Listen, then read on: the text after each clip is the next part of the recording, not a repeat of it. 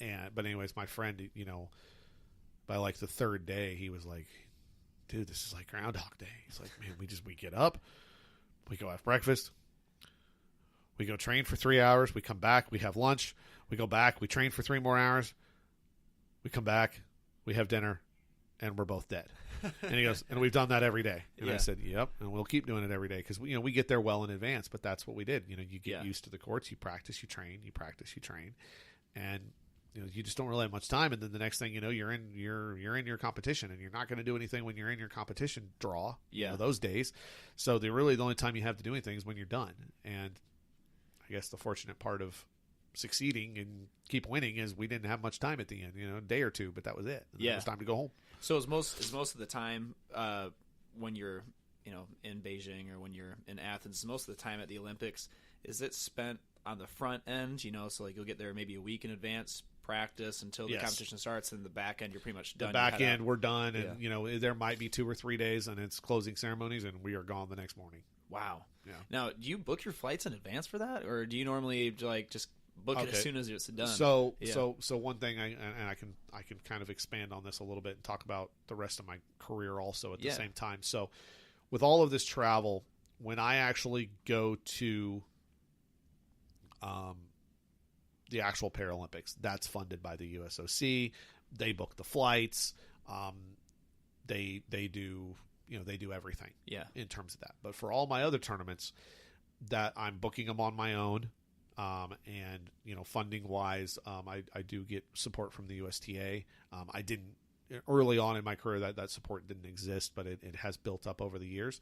But it still doesn't even come close to the expenses that I incur to go to all my tournaments. Yeah. So that's my biggest thing, and that will be the biggest thing that will potentially stop me from going to Tokyo, is just whether I have the money to be able to go to enough of the tournaments. So that's a big part of it, and that's something that people just hear Paralympic gold medalist and they automatically assume, well, he's got to have huge sponsorships and got to be rich and stuff, and it's just not the case. Yeah. It's not the case at all. And even with Olympics, even with Olympians, that are able-bodied, in the more obscure sports, I think they're in a lot of ways they're in the same boat we are. Yeah. The Michael Phelps, of course, the gymnasts, some of the track and field, they're making tons of money. Mm-hmm. The downhill skiers, the ones that get put in all the ads. But if you notice a lot of those ads, you don't see a lot of the other other sports. That we in the U.S. we tend to focus on 3 or 4 sports. If somebody did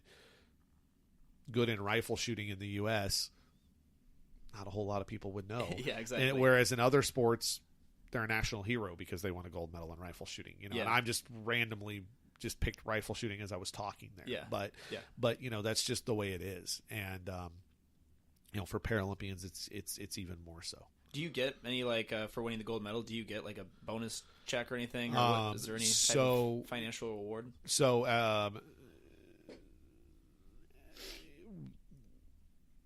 Trying to think how to word this, but we did, but it was very, very, very small comparatively to what an Olympian got. Right. So an Olympian would get, I know back in Athens, if I remember right, an Olympian got $25,000 for a gold medal. Paralympians got $5,000. Yeah. So and then it minimal compared to all the expenses. But there. Yeah. the USOC made an announcement last year. Paralympians will now be exactly the same as Olympians. And wow! So that's exciting. A gold medal is actually worth $37,500 now. That's really exciting. In the US, and so worldwide, some countries pay their Paralympians the same as they pay Olympians. Some of them don't pay them at all. Some countries don't pay their Olympians either. Yeah. So it just every country does that differently as a terms of a reward. Yeah. So I'm glad they're doing that though, because you put in a lot of work, a lot of money. Right. A lot of work, a lot of money, and it's just that. That's one thing that I think, and I don't want this to sound bad, but I'm just constantly trying to raise money, and if anybody ever wants speeches or done or whatever, I'm here. Is that usually kind of what you do to try and raise money for it? A little bit of it, yeah. Like I wish I could I wish I did more, but I don't, I just don't have time to, set up a big website and do all that kind of stuff that you need to do to get yourself out there more. Yeah. But yes, every speech I give, any money I get for that goes straight to the next tournament. But it certainly, at this point, doesn't fund those tournaments, but it's just because I don't, I'm not able to do enough of them. Yeah. Because I don't get, I just don't make the connections to get asked to do it. I would do the speeches, and I have the time to give the speeches. I just haven't had the time to, build the whole website and stuff like that you have to do to be a professional speaker. Yeah. So, well, let's kind of take a turn from talking about your athletic side, which is super impressive. I think that's very inspiring. Let's go into more like kind of the sports management business side, because you're very well versed in the sports management field. That's actually how I know you. I took your sports management class here at Wichita State University, and tell me about what got you into, because you said you have a master's in sports management. What was the drive to pursue sports management? To be honest, when I started the degree, or when I started going to school here, it was, I love sports, and I love sporting events and stuff. So that was, I was always told, do what you love, and I love sports and things like that. It's fun to me. I'm not somebody that I don't think I could, sit behind a desk for 10 or 12 hours straight, and just, type away on a computer. And not knocking anybody that does by any means. It's just not me. Yeah. I'd go crazy. Yeah. So, and then the other thing is that, when I was going to school here, I was still playing, and that meant I was traveling a lot, and I was going to miss school. And the sport management department was one that kind of, embraced that, and they were okay with that. They thought it was really cool what I was doing. And, not to say that my coursework wasn't important. It absolutely was, but they were, they gave me some flexibility. I mean, I pretty much did everything, if it was due halfway through my trip, I turned it in before I went on the trip. Right. I wasn't turning stuff in stuff late, but, they were flexible with me. And to a degree, that's practical application. I mean, because you're experiencing, especially the athlete side, and that kind of gives you an idea of the management side. And that was one of the ways they looked at it was, you're getting to go out and experience so much and do more than a lot of others too, because you travel so much. Right, absolutely. And then from there, I finished the master's in 2007, and that led to teaching. I'll never forget the day Dr. Stolt called me and said he wanted me to teach, and I said, "You want me to do what? You want me to teach? I don't know, huh?" Yeah. And I had to take some time to think about whether I wanted to do it and to make sure I thought I was good enough to do it, or good enough at it. And I didn't really know, but I started teaching, and I did it in a program for returning adults that came back to school. And so what that meant was classes were jammed into an 8-week session. Mm-hmm. I've taken some of those courses before. And 8-week courses. And they worked with my schedule. I was only going to miss 1 or 2 days instead of a lot of days like it would be for a normal semester. Like the semester I took with you. Yes, I remember exactly. You'd be like, "Hey guys, I'm going to be in Rome next week." Yeah. So and then that program kind of enough people weren't enrolling in it, so it went away for a little bit, and then the university went to hybrid classes, which is what you took with me. Mm-hmm. It was very convenient for that reason. Yeah, and meaning we only meet about it's approximate 50% of the time. There's no percentage of exactly what it has to be. And people look at me and go, "How the hell are you a teacher? You're gone all the time." Well, it's a hybrid class. I'm not gone all the time. I'm gone a lot of the time, but we're still meeting over 50% of the time of the semester. And Mark Vermillion called me, who's now the chair of the department, and he's like, "Nick, I need you to teach." And I didn't know that much about hybrid classes. I'd heard about them, but I just said, "Yeah, I don't know, man. I haven't quit playing tennis. I know we always said that I would come back and teach maybe when I quit, but I haven't quit." And he goes, "Shut up, you're teaching."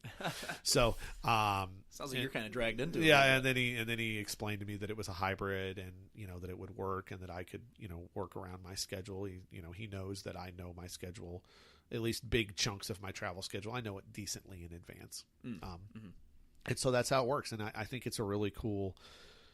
It's something I can provide to the students, and that I can come back and tell them about what I just saw at the most recent trip that I went on, or how they and it's not just the fun part of it, but it's the business side. And I try to go to when I can, when I'm in other countries, I try to go to sporting events and see how they do stuff. How do they do tickets? How do they do concessions? And it's amazing. When you get down to the bare essentials, everybody's doing it close to the same. But when you get down to, but when you look at finer details, they do some things really, really differently, just based off culture, and I've brought some of those ideas back and stuff. So, But I also, on the business side of sport, when at the beginning of the talk here, when you were talking about my accomplishments, and then I said there's some other things I do. Yeah. One of those other things is I also help put on events. I'm the director of the Wichita Tennis Open, which is a $25,000 men's pro tennis tournament. Okay. This is not a wheelchair tournament. This is able-bodied players. Yeah. So it's essentially the minor leagues of tennis, if you will. You're not going to come to our tournament and see Roger Federer playing Rafael Nadal. But you could come to our tournament and see the guy that is going to be top 5 in the world 5 years from now playing our tournament. Maybe not. It's just like watching minor league baseball. You might go to a game and none of them ever make the major leagues. 3 weeks later, you go to a game and it's a different team, and you find out 2 years later 5 of those guys are now in the major leagues. So we've had multiple players now that played our event that have moved on to be top 100 and even top 50, especially Americans. Yeah. The majority of the top Americans in the rankings now, I think out of the top 10 highest ranked Americans, I think 5 of them played our event within the last 3 years. So, and for sports management, people might not know exactly what that entails. So what is sports management, both when you're teaching, but also like what do people who graduate in sports management, what type of jobs and so sports management is essentially it's what it sounds. It's the business side of sport. So it's not necessarily being a coach, although people that are going to be a coach lots of times get the degree. It's not the physiology side. That's more the exercise science degree. It is the business side. So it is working in intercollegiate athletics. Yes, in college athletics there's coaches, but there's twice as many, 4 times as many support staff. From facilities to to compliance, to all those different things that happen in collegiate sports. So there's collegiate sports, high school sports, high school athletic directors, things like that. There's a lot of those that'll have this degree. Of course, professional sport from, minor leagues, like working at the Wichita Thunder all the way up to, working in all the major leagues. International sport, Olympic, Paralympic, Pan Am, World University Games, all kinds of different things. Even working at a tennis club or a health club or something like that, and being, not necessarily being a personal trainer, but being being the guy that sells the memberships or runs the club or, runs the facility, the logistical of the facility. Campus rec is a big one, working at something like the Heskett Center, like at Wichita State, or, every campus in the country has one of those, the YMCAs, the different community organizations. There's tons of different places that people, work that have a sport management degree. Yeah, it sounds like there's a lot of opportunities that are kind of behind the scenes that might not be readily knowable by most people seeking careers. Right. Yeah. It's a lot. That's a good way to put it. It's a lot of the behind the scenes, sometimes there is the glitz and the glamour with it. A lot of people that start out with the degree, they think that, and you are getting to hang out with people and and meet different big stars and stuff like that. But there's a lot of people that I know people in the front office that work for the Wichita Thunder that haven't watched a game in 15 years because they can't, because they're working the whole game. Yeah. So they might get to watch, right at the end for a couple minutes, or, watch a little bit here and there, but they, it's not, you're not just sitting there watching the game. And that's something that a lot of people tend to think, but that's not the case. Yeah. What do you enjoy most about teaching, and what's something that you usually try and have your students take away? I really enjoy, just, I always try to come, when I teach, I try to, come across, I try to give them real world experience. I try to come across, real and genuine. One of the things I always do right off the bat is the very first day of class, I always tell an embarrassing story of something that I did. Okay. Many times it involves class. I always tell one where I went into the wrong classroom one day and barreled into a room with 300 people, and I was there on the wrong day as the teacher. And and I do that for a reason, because I do that to show them that okay, he's just like us. We all make mistakes, and stuff like that. And I want them to know that, because I had some teachers that over the years that when I was a student that